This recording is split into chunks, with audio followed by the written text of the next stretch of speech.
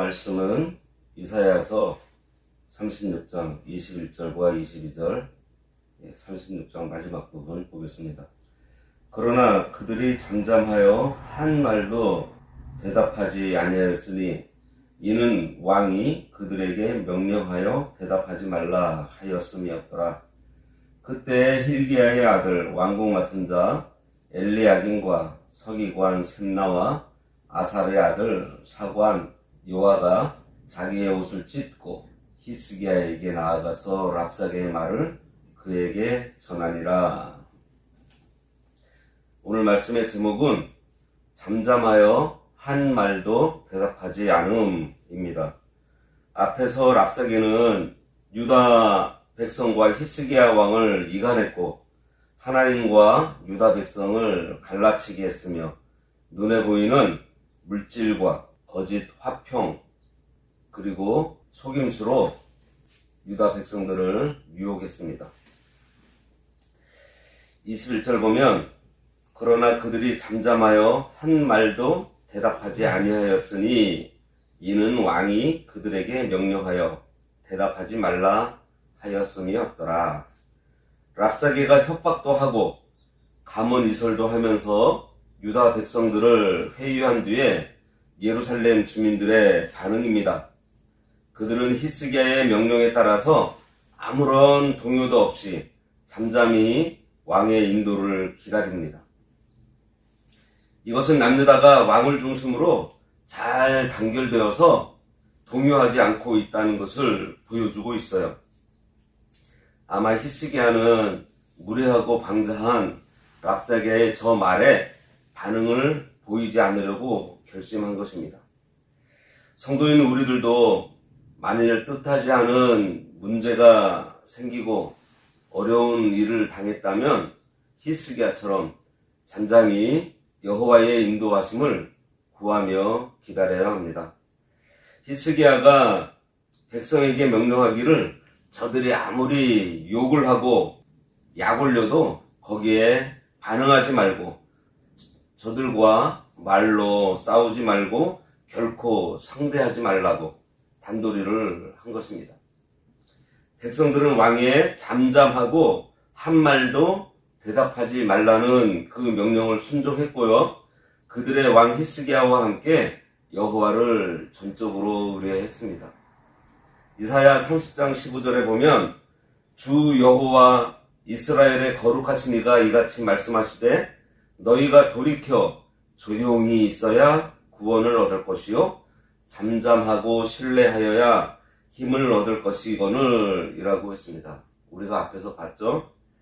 대적이 회방하고 유혹하고 공갈하며 공격해 올 때에 잠잠하며 하나님을 전적으로 의뢰하고 말씀대로 인도하는 그 인도자의 명령을 따라서 잘 순종하면 하나님께서 도와주세요.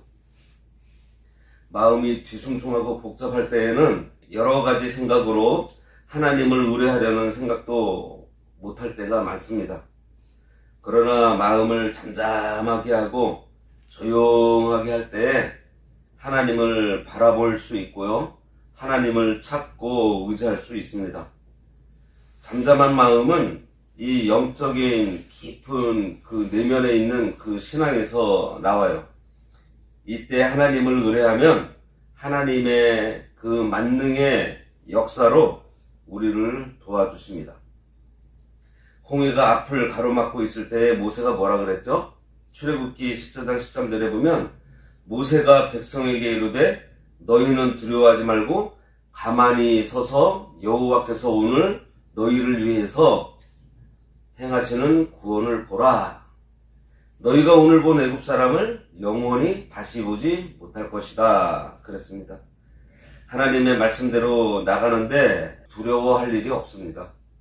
말씀대로 행하는 사람은 두려움이 없고 조용히 하나님께서 하시는 일을 기다릴 줄 알아요. 말씀대로 순종하면 하나님께서 싸워주세요. 성도가 하는 일은 어려운 일이 아닙니다. 하나님의 말씀대로 순종하면서 자기에게 맡겨진 일들, 학생이면 학생의 할 일을, 부부 사이에서도 자기의 역할이 있고요. 가장으로서의 역할이 있고, 아버지로서의 역할이 있고, 어머니로서의 역할이 있고, 자녀로서의 역할이 있습니다.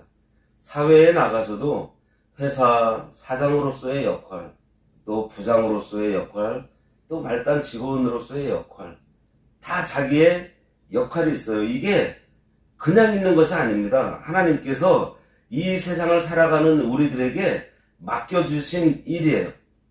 그 안에서 하나님께서 우리를 사용하시면서 거기에 사명을 부여해 주신 거예요. 그 일들을 우리가 이 말씀 가운데에서 순종하면서 가만히 서서 하나님께서 일해 주실 것을 기다리는 거예요. 이렇게 삶 가운데에서 우리가 말씀을 순종해 나갈 때 대적해서 막는 자가 아무리 강하더라도 하나님께서 대신 싸워주시고 승리하게 해주십니다. 그러니 대적이 많고 강한 것을 보고 두려워하거나 낭망하지 말고 천지를 창조하시고 주장하시며 운행하시는 공의의 하나님을 믿고 우리는 그저 말씀대로 걸어나가면 됩니다. 그러면 하나님께서 영광을 보여주시고요. 우리는 그 영광에 참여하게 되는 거예요. 22절입니다.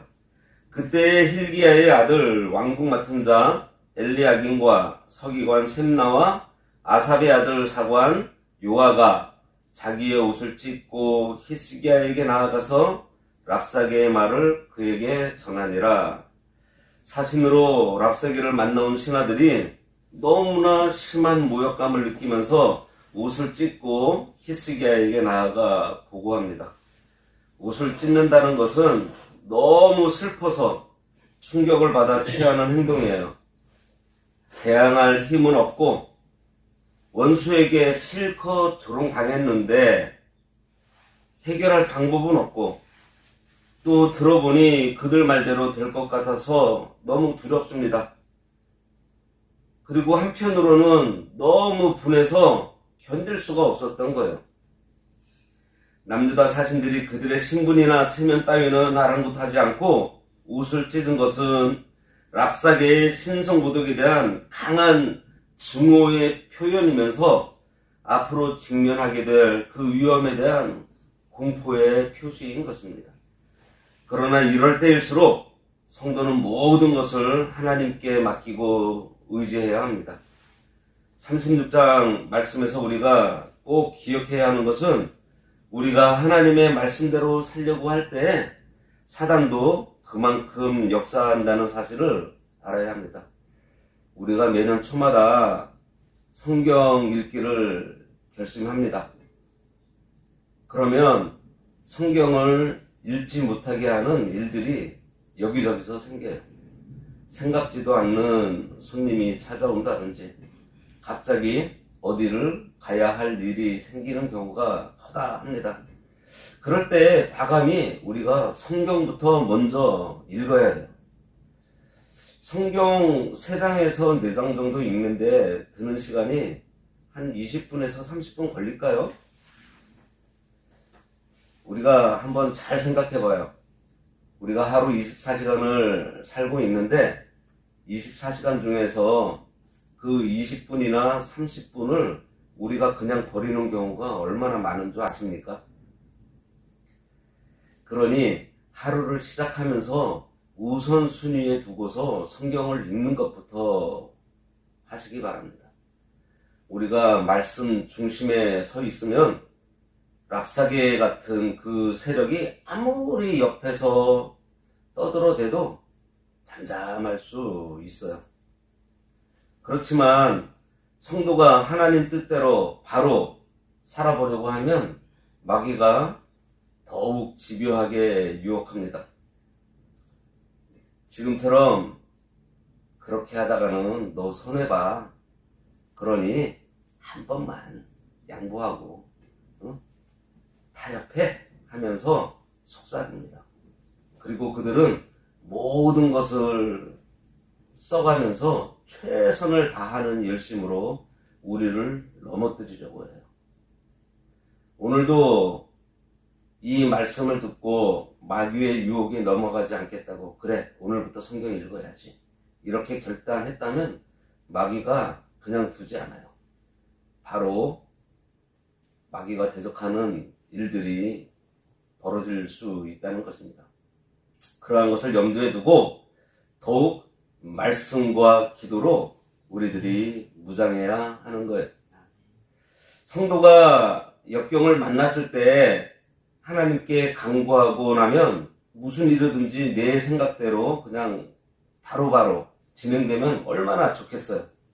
그런데 그런 경우보다 하나님께서 우리로 잠잠히 기다리게 하시면서 일하시는 경우가 더 많습니다.